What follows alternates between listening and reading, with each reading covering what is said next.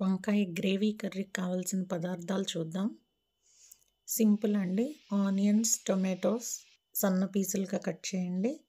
Next dry roast చేసుకోవాల్సినవి ఏంటంటే పల్లీలు కొంచెం స్టార్టింగ్లో వేసుకొని అవి డ్రై రోస్ట్ అయిన తర్వాత దాంట్లో కొంచెం కొబ్బరి, నువ్వులు అన్నీ 1 టేబుల్ స్పూన్ చాలు. 1 టేబుల్ స్పూన్ నువ్వులు, 1 టేబుల్ స్పూన్ ఎండు కొబ్బరి లేదా పచ్చి కొబ్బరి ఉన్నా పర్వాలేదు. ఇవన్నీ వేసుకొని జస్ట్ ఆయిల్ లేకుండా డ్రై రోస్ట్ చేసుకోవాలి. ఈ గుత్తి వంకాయలు మనం ఇవి ఫ్రై అయ్యేలోపు సిమ్లో వేయించుకునేలోపు వంకాయలు కట్ చేసుకుందాము. మా పిల్లలు పెద్ద పెద్ద కాయలుగా తినరు కాబట్టి నేను చిన్న పీసులుగా చేశాను. మీరు కావాలంటే ఫుల్ వంకాయ మొత్తం వేసుకోవచ్చు. చూడండి నేను ఎలా చేశాను. వంకాయలు ఇలా హాఫ్ చేసి వాటిని విడిపోకుండా జస్ట్ ఘాట్లు పెట్టి వదిలేసాను.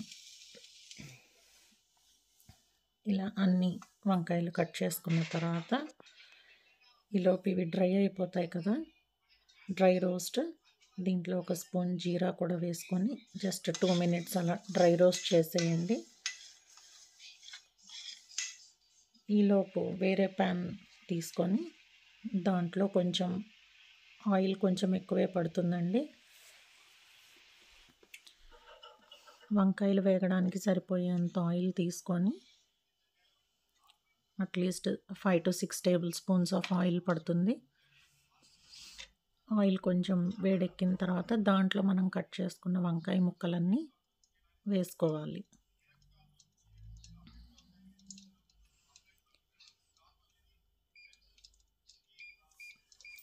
మంట కొంచెం మీడియంలో పెట్టుకొని వేసుకోండి. సో వంకాయలన్నీ వేసేసిన తర్వాత ఆయిల్లో ఒక్కసారి నైస్గా మిక్స్ చేసి మూత పెట్టేసేయండి.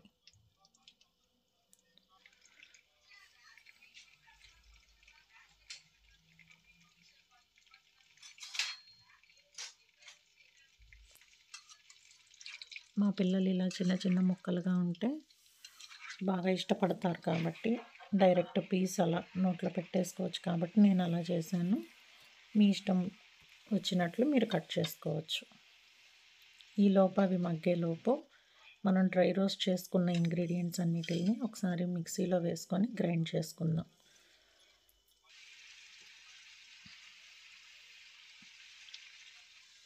చూడండి ఇలా ఫైన్ పౌడర్ లాగా గ్రైండ్ అయిన తర్వాత కొంచెం వాటర్ పోసుకొని దాన్ని గ్రేవీ లాగా చేసుకోండి.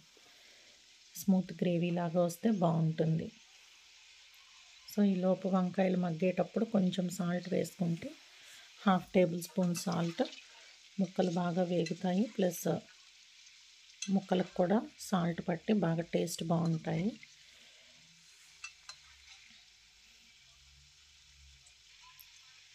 ఇవి కొంచెం ఫ్రై అయ్యేంత వరకు వేయించుకోండి. ఇప్పుడు ఇదే ప్యాన్లో ముక్కల్ని తీసేసి వంకాయల్ని దీంట్లో గ్రేవీని హీట్ చేసుకుందాము. సో ఆయిల్ అంతా డ్రైన్ చేసేసి వంకాయ ముక్కలన్నీ పక్కన పెట్టేసేయండి. తర్వాత ఆ మిగిలిన ఆయిల్లో కొంచెం ఆవాలు,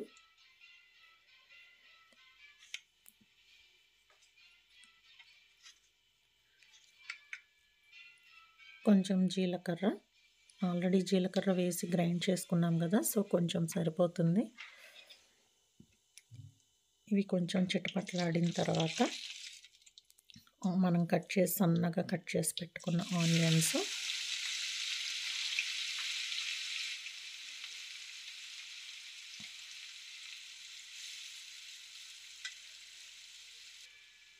ఇలా ఆనియన్స్ వేసి కొంచెం ఫ్రై అయ్యేలాగా ఉంచుకోవాలి. టూ మచ్ గోల్డెన్ ఫ్రై అవసరం లేదండి. మనం సన్నగా కట్ చేసుకున్నాం కాబట్టి కొంచెం సాఫ్ట్గా అయితే చాలు. ఇప్పుడు దీంట్లో ఒక 1/2 tablespoon of ginger garlic paste, కొంచెం పచ్చి స్మెల్ పోయే వరకు ఆనియన్స్తో పాటు అలా కొంచెం ఫ్రై చేసుకోండి.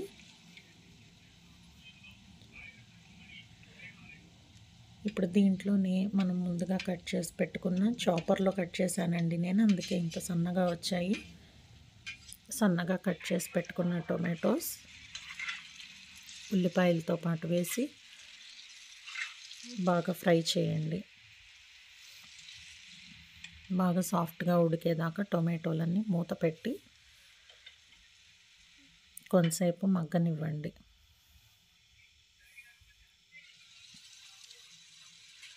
చూడండి ఆయిల్ కూడా బయటకు వస్తుంది కదా, కొంచెం సాఫ్ట్గానే మగ్గిపోయాయి రెండు. గ్రేవీ కాబట్టి మనం బాగా ఫ్రై చేయాల్సిన అవసరం లేదండి. ఇప్పుడు దీనిలో కొంచెం సాల్ట్,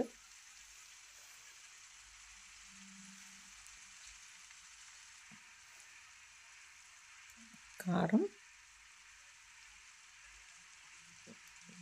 దీనికి కొంచెం కారం ఎక్కువే పడుతుందండి. 1/2 tablespoon of jeera powder, 1 table spoon of coriander powder, ధనియాల పొడి వేసి కొంచెం ఈ స్పైసెస్ పౌడర్స్ అన్నీ కూడా ఫ్రై అయ్యేలాగా ఇంకొంతసేపు ఉంచుకోండి స్టవ్ మీద.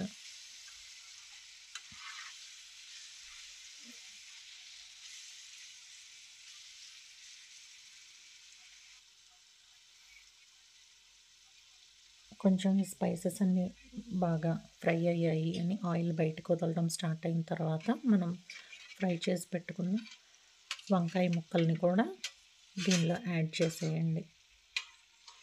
సో దట్ ఈ వంకాయ ముక్కలకు కూడా ఉప్పు కారం మసాలాలన్నీ పట్టి ముక్కలు కూడా బాగా టేస్ట్గా ఉంటాయి. ఇలా ఒక 4 to 5 మినిట్స్ అలా ఉంచి మగ్గనివ్వండి మూత పెట్టి. సో దట్ ముక్కలు బాగా ఆ ఉప్పు కారం తీసుకొని టేస్ట్ బాగుంటాయి పంట కిందకు వచ్చినప్పుడు.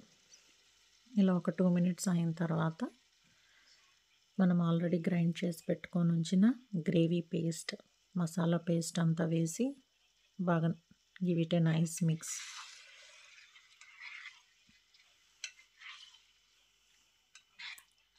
చూడండి ఎంత బాగా కనిపిస్తుందో, రిచ్ క్రీమీ ఫ్లేవర్ లాగా అనిపిస్తుంది కదా.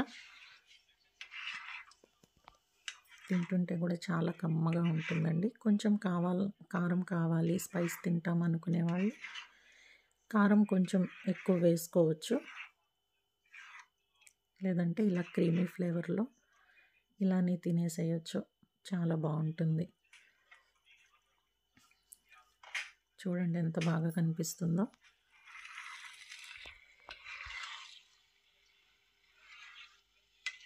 ఇప్పుడు ఇలాగే సరిపోతుంది అనుకుంటే మీరు ఇలానే సర్వ్ చేసేసుకోవచ్చు.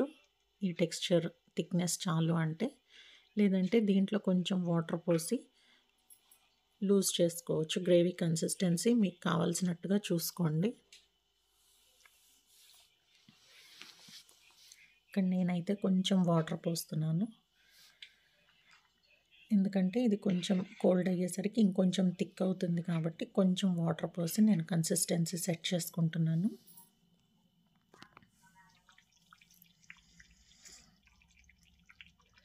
ఫైనల్గా కొత్తిమీర వేసి మిక్స్ చేసి సర్వ్ చేసుకోండి.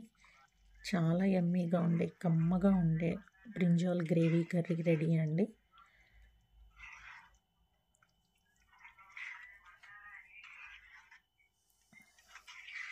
ఇలా కావాలంటే ఇంకా 1-2 మినిట్స్ స్టవ్ మీద ఉంచుకోవచ్చు.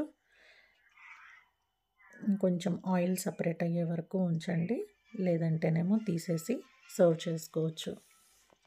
చూడండి ఆయిల్ కూడా సపరేట్ అయిపోయింది కదా. So it is ready to serve అండి.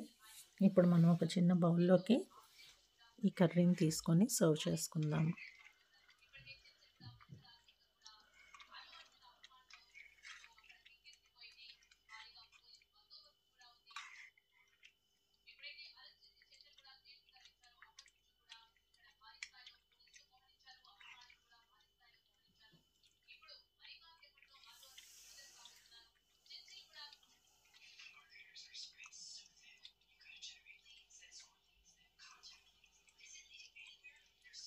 ఇది బిర్యానీలోకి వేడి వేడి అన్నంలోకి చాలా బాగుంటుందండి. సో వంకాయ బ్రింజాల్ గ్రేవీ కర్రీ రెడీ అయిపోయింది. టేస్ట్ చూసి కామెంట్స్లో చెప్పండి. Thank you for watching.